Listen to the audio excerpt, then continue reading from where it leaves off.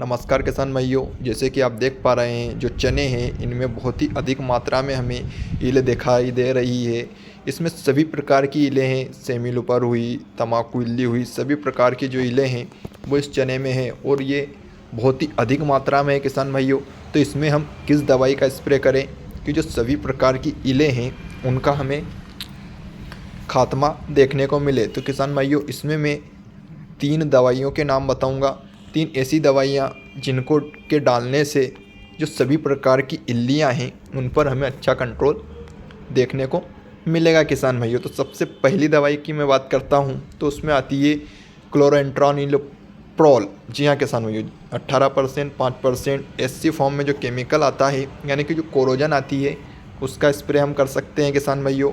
इसके डोज की अगर मैं बात करूं तो इसको हम 50 ml प्रति एकड़ के हिसाब से इसका स्प्रे कर सकते हैं। और इसके साथ में किसान भाइयों हमें कॉम्बिनेशन के लिए जो क्लोरो 50% प्लस साइपर 5% इसी फॉर्म में आता है इसका उपयोग करना है। इसको हमें 250 ml प्रति एकड़ के हिसाब से इसके साथ में स्प्रे करना है। और अगर क्लोरोसाइपर अवेलेबल नहीं हो पा रही है, नहीं मिल रही है, तो इसकी जगह हम एसीफेट आता है जो 75% एसपी फॉर्म में, इसका उपयोग कर सकते हैं किसान भाइयों।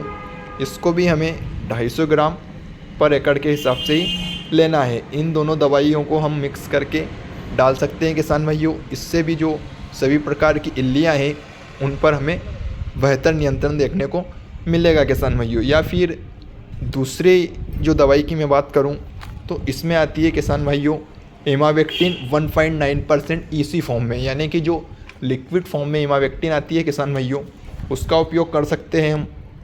उसके डोज की अगर मैं बात करूं तो उसे हम 120 से 150 ml प्रति एकड़ के हिसाब से उसका डोज ले सकते हैं किसान भाइयों। इसके साथ हम कॉम्बिनेशन की अगर मैं बात करूं तो इसके साथ जो कॉम्बिनेशन है वो हम क्लोरोसाइफर या फिर एसीफेट, दो में से किसी का भी कॉमन ले सकते हैं किसान भाइयों।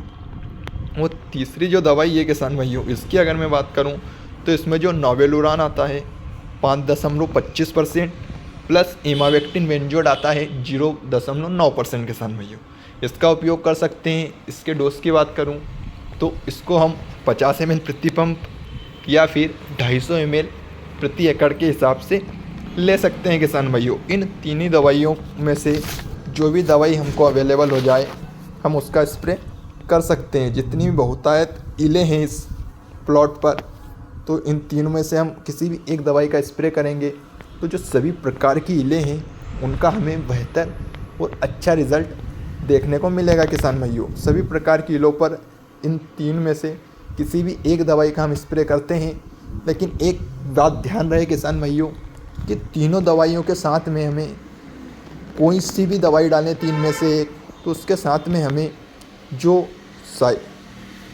कॉम्बिनेशन है उसका विशेषकर ध्यान रखें कि हमें कॉम्बिनेशन तो डालना है किसान भाइयों, क्योंकि बिना कॉम्बिनेशन के हमें बेहतर रिज़ल्ट देखने को नहीं मिलेगा। इसलिए हम अगर कोरोजन डालते हैं तो उसके साथ में क्लोरोसाइफर या फिर एसीफेट का कॉम्बिनेशन ले सकते हैं, या फिर इमावेक्टिन डालते हैं तो उसके साथ में भी हम किसी का भी कॉम्बिनेशन ले सकते हैं किसान भाइयों। तो आज का वीडियो आपको कैसा लगा हमें कमेंट करके बताएं। हमारे वीडियो को ज़्यादा से ज़्यादा किसान भाइयों को शेयर करें। और किसान भाइयों अगर अभी तक आपने हमारे चैनल को सब्सक्राइब नहीं किया है तो हमारे चैनल को सब्सक्राइब करें और बेल आइकन को दबाएं ताकि अगले वीडियो का नोटिफिकेशन